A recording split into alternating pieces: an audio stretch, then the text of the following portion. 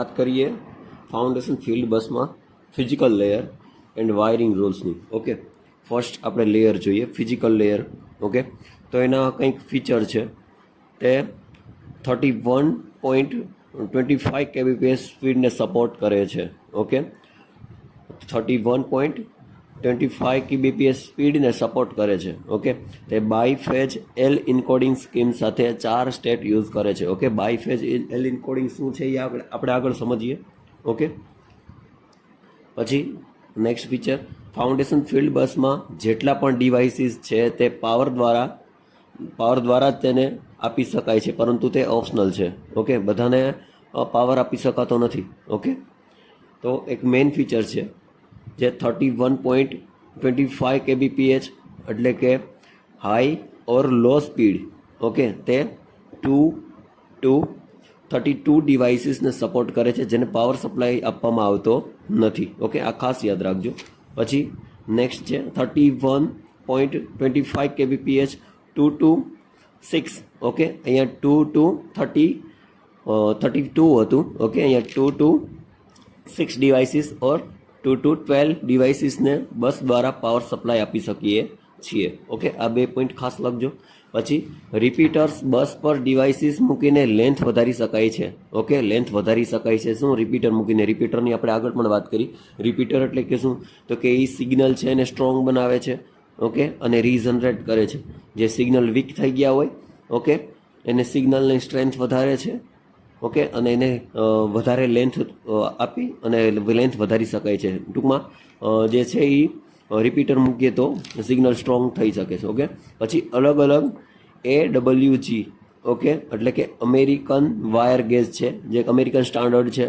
Okay, જે ક્યાં use થાય છે? તો કે આપણે વાયરની થિકનેસ છે એ કેટલી થિકનેસ છે એ માપવા માટે આ અમેરિકન વાયર ગેજનો ઉપયોગ થાય છે. ઓકે, એક સ્ટાન્ડર્ડ છે જે કેટલા મીટર માટે યુઝ થાય છે તે નીચે મુજબ છે. ઓકે, આ તમને દેખાય છે type A, type B, type C, type D. Okay, એ બધાય શું છે? તો એ type of wire using field bus છે. ઓકે, આ બધા types of wire of using field bus છે. ઓકે, અલગ અલગ પ્રકારના વાયર છે. ટાઈપ A જે છે એ તો 18 AWG. ઓકે, જે 1900 મીટર સુધી યુઝ કરી શકાય છે. ઓકે, ટાઈપ B છે જે છે એ 22 AWG, એમાં યુઝ થાય છે 1200 મીટર. ઓકે, આ બંને જે કેબલ છે એમાં કયો કેબલ યુઝ થાય છે? તો શિલ્ડેડ ટ્વિસ્ટેડ પેર કેબલનો યુઝ થાય છે આમાં બેમાં. ઓકે, ટાઈપ C જોઈએ તો 26 AWG, જેમાં 400 મીટર. ઓકે, અને ટાઈપ D જે છે એ 16 AWG, જે 200 મીટરનો યુઝ થાય છે. આ બંને જે કેબલ છે એમાં મલ્ટીકોર કેબલનો યુઝ થાય છે. ઓકે, મલ્ટીકોર કેબલનો યુઝ થાય છે અને અહીંયા શિલ્ડેડ પેર કેબલનો યુઝ થાય છે. ઓકે, શિલ્ડેડ પેર કેબલ.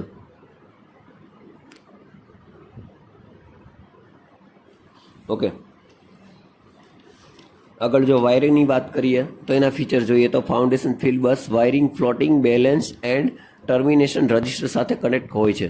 ઓકે, અને તે 100 ઓહમ ક્વાર્ટર વોલ્ટ રજિસ્ટર અને કેપેસિટર 31.25 કિલો હર્ટ્ઝ પાસ કરી શકે તેવું હોય છે. ઓકે, હવે આગળ આપણે વાત કરી કે બાયફેઝ એલ ઇન્કોડિંગ શું છે? તો આવી કંઈક નિશાની હોય છે. ઓકે, આ ઝેડની નિશાની હોય છે. શું દર્શાવે છે? તો કે લોજિકલ 1. ઓકે, આ જે ઝેડની નિશાની તમને દેખાય છે, ઓકે, એ શું દર્શાવે છે? તો કે લોજિકલ 1. અને ઊંધો ઝેડ છે, ઓકે, ઉલટો ઝેડ છે, એ શું છે? તો કે લોજિકલ 0. ઓકે, એવી જ રીતે N પ્લસ છે, N માઇનસ છે. N પ્લસ એટલે કે નોન ડેટા પ્લસ. ઓકે, અને N માઇનસ એટલે કે નોન ડેટા માઇનસ. ઓકે, આનું અહીંયા ટેબલ આપેલું છે. આ બધું એકવાર મેં તમને મટીરિયલ આપ્યું, આઈ થિંક એમાં ના હોય તો એકવાર કંઈક એડ કરી લેજો અને વાંચી લેજો. ઓકે, એક્ઝામમાં પૂછાય તો ફિઝિકલ લેયરમાં આટલું કરવાનું છે. ઓકે, આ ઇન્કોડિંગ રૂલ્સ છે. ઓકે, આ સિમ્બોલ છે જ્યાં તમને મેં એ બતાવ્યું હતું. 1 હોય તો high low transition. Okay, mid bit. 0 હોય તો low. Okay, low high transition mid bit. Okay, N plus હોય તો નોન ડેટા હાઈ. બરોબર, N પ્લસ હોય તો હાઈ અને N માઇનસ હોય તો લો. નો ટ્રાન્ઝિશન. ઓકે, બરાબર. આ હતું ફિઝિકલ લેયર એન્ડ વાયરિંગનું. નેક્સ્ટ જોશું આપણે ડેટા લિંક લેયર. ઓકે, આ ડેટા લિંક લેયરનો બ્લોક ડાયાગ્રામ છે, જે અલગ અલગ બ્લોકમાં તમને ઓક્ટેટ દેખાતા હશે. બરાબર, અલગ અલગ બ્લોકના અલગ અલગ ઓક્ટેટ છે. બરાબર, આગળ વાત કરીએ LAS શું છે. તો તે સેન્ટ્રલાઇઝ બસ શેડ્યુલથી બસને કંટ્રોલ કરે છે. તે શેડ્યુલને લિંક એક્ટિવ શેડ્યુલ કહેવામાં આવે છે. Okay, link active schedule. Okay, તે સેન્ટ્રલાઇઝ બસ શેડ્યુલથી બસને કંટ્રોલ કરે છે. ઓકે, આ શેડ્યુલ એટલે કે શું? તો શેડ્યુલ એટલે કે ફિક્સ રૂટીન, ફિક્સ સમયે કંઈક વસ્તુ થવી. ઓકે, એટલે કે શેડ્યુલ થવું કંઈક ફિક્સ. બરાબર, આગળ વાત કરીએ તો link active schedule pre defined schedule પ્રમાણે બસને પરમિશન આપે છે. ઓકે, પ્રી ડિફાઇન્ડ એટલે કે અગાઉ કંઈક મેનેજમેન્ટ કરવું. ઓકે, અગાઉ કંઈક તૈયારી કરવી, અગાઉ કંઈક મેનેજમેન્ટ કરવું. ઓકે, તો લિંક એક્ટિવ શેડ્યુલ જે છે પ્રી ડિફાઇન્ડ શેડ્યુલ પ્રમાણે બસને પરમિશન આપે છે. ઓકે, પોઈન્ટ બધા મેઇન પોઈન્ટ છે, ખાસ તમે યાદ રાખજો. LAS એટલે કે લિંક એક્ટિવ શેડ્યુલ જે છે એ વગર કોઈ ડિવાઇસીસને એક્સેસ કરી શકાતું નથી. બરાબર, હવે વાત કરીએ કે ડેટા લિંક લેયરનું કામ શું છે. તો કે ડેટા લિંક લેયરનું કામ આમાં એ છે કે અલગ અલગ જે કાંઈ ડિવાઇસીસ છે પ્લાન્ટના, કે એ ક્યારે બસ પર ડેટા ટ્રાન્સફર કરી શકે છે એના માટેનું એક ફિક્સ શેડ્યુલ રાખે છે. બરાબર, એક ફિક્સ શેડ્યુલ રાખે છે, જે આપણે જોયું કે LAS. બરાબર, હવે આ LAS જે છે એ કોઈ પણ ડિવાઇસને કોમ્યુનિકેશન બસ એમાં પોતાનો ડેટા ટ્રાન્સમિટ કરવો હોય તો તેનું કંટ્રોલિંગ કોની પાસે હોય? તો LAS પાસે, એટલે કે લિંક એક્ટિવ શેડ્યુલ પાસે. ઓકે, એટલે કે આ લિંક એક્ટિવ શેડ્યુલનું ખાસ મહત્વ છે. બરાબર, ડેટા લિંક લેયરમાં. એટલે આ પોઈન્ટ તો લખવાનો જ છે તમારે. બરાબર, એ ખાસ યાદ રાખજો. હવે આ શેડ્યુલ 2 ટાઈપ્સ ઓફ શેડ્યુલ છે, સાયક્લિક અને અસાયક્લિક. ઓકે, સાયક્લિક અને એસાયક્લિક. તો સાયક્લિક એટલે કે શું? તો કે ફિક્સ છે, શેડ્યુલ્ડ છે. અને એસાયક્લિક એટલે કે જે કંઈ ફિક્સ નથી, અનશેડ્યુલ્ડ છે. ઓકે, એમાં શું આવે સાયક્લિકમાં? તો કે સાયક્લિક મેસેજ માહિતી પ્રોસેસ અને કંટ્રોલ વેરિયેબલ જે રેગ્યુલર પીરિયોડિક અપડેટેડ બસ અને ડિવાઇસીસ વચ્ચે હોય છે. ઓકે, સમજવામાં આવી ગયું. અને આ જે ટેકનિક જે પબ્લિશર સબસ્ક્રાઇબર મેથડ કહેવામાં આવે છે આને. ઓકે, આ ટેકનિકને પબ્લિશર સબસ્ક્રાઇબર મેથડ કહેવામાં આવે છે. ઓકે, અને આ શેડ્યુલ પ્રમાણે LAS દરેક ડિવાઇસને બસ માટે એક્સેસ કરે છે. એકવાર પરમિશન મળ્યા પછી ઇન્ફોર્મેશન પબ્લિશ કરે છે. ઓકે, દરેક ડિવાઇસને ઇન્ફોર્મેશનને સાચવી મેમરીમાં સ્ટોર કરે છે. ઓકે, કોણ? તો કે સાયક્લિક શેડ્યુલ્ડ બસ. ઓકે, હવે એ સાયક્લિકની વાત કરીએ તો એ સાયક્લિક મેસેજમાં સ્પેશિયલ કેસ હોય છે, જેમાં એલાર્મ એકનોલેજમેન્ટ ડાયગ્નોસ્ટિક મેસેજ જે બસ પર હોય છે. બરાબર, આ વાત હતી ડેટા લિંક લેયરની. ઓકે, થર્ડ લેયરની વાત કરીએ, એપ્લિકેશન લેયર.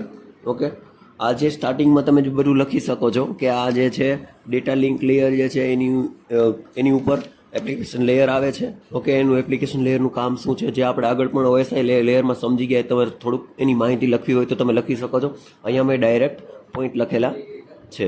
બરાબર, જો એપ્લિકેશન લેયર જે છે એ ડિવાઇડેડ ઇન્ટુ 2 સબ લેયર. ઓકે, ફાઉન્ડેશન ફિલ્ડ બસ એક્સેસ સબ લેયર અને ફાઉન્ડેશન બસ મેસેજિંગ સ્પેસિફિકેશન એટલે કે FMS. બંને આપણે જોઈએ. ઓકે, તો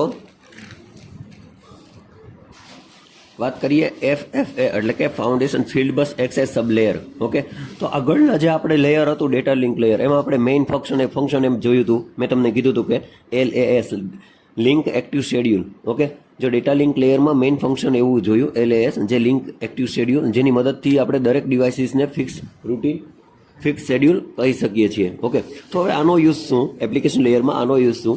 તો કે હવે જે પ્રોગ્રામિંગ કરવા માટે ફાઉન્ડેશન ફિલ્ડ બસ એક્સેસ સબ લેયરનો ઉપયોગ થાય છે. ઓકે, પ્રોગ્રામિંગ કરવા માટે આનો યુઝ થાય છે. કોનો? તો ફાઉન્ડેશન ફિલ્ડ બસ એક્સેસ સબ લેયરનો ઉપયોગ થાય છે પ્રોગ્રામિંગ કરવા માટે.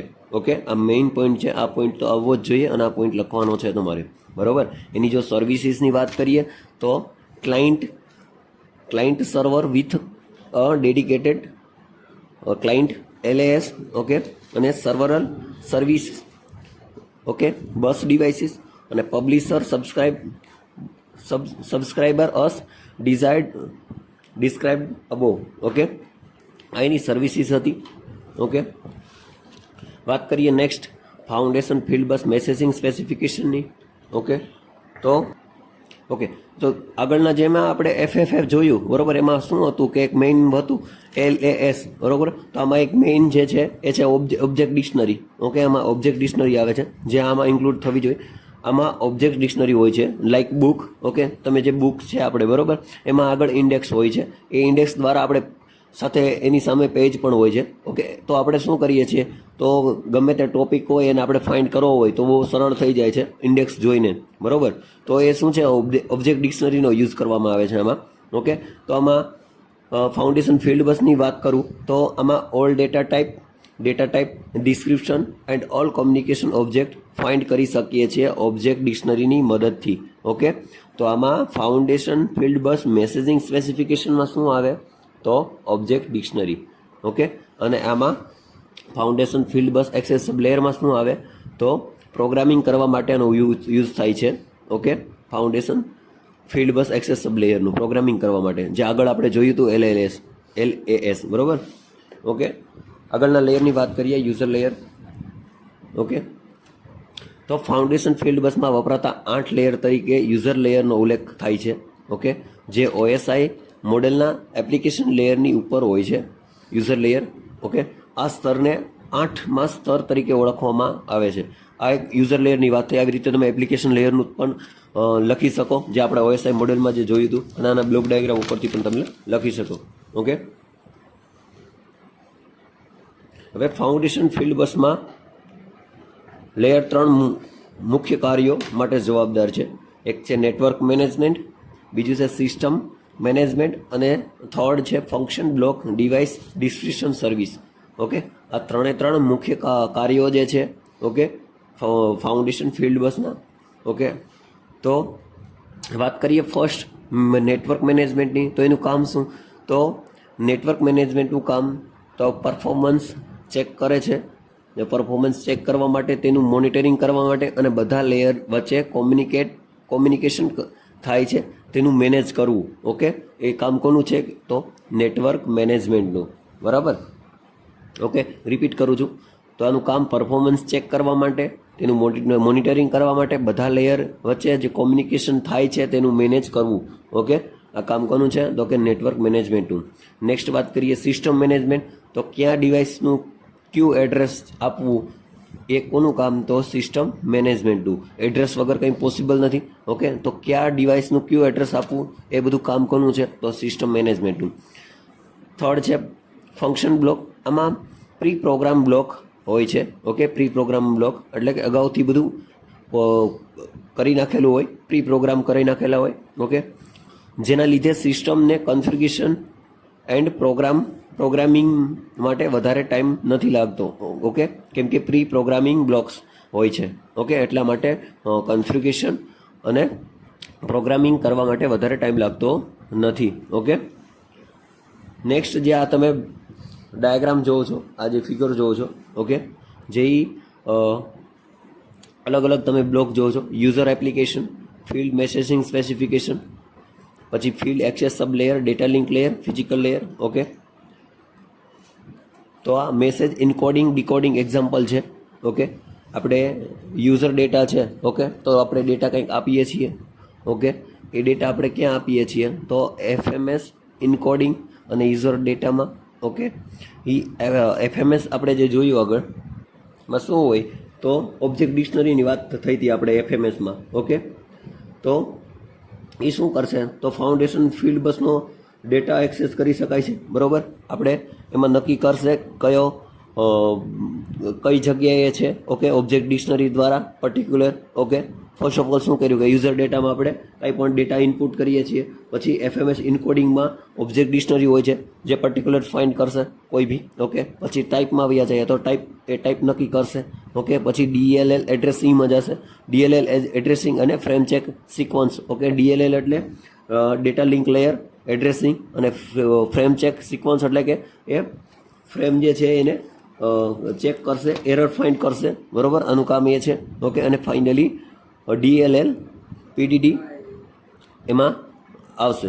ઓકે, આ બધા બ્લોકમાં હશે, જે આપણે ફિઝિકલ લેયર જોયું. ઓકે, જે આપણે ફિઝિકલ લેયરમાં જોયું. ઓકે, આ હતું એક્ઝામ્પલ હતું એનું, બરાબર.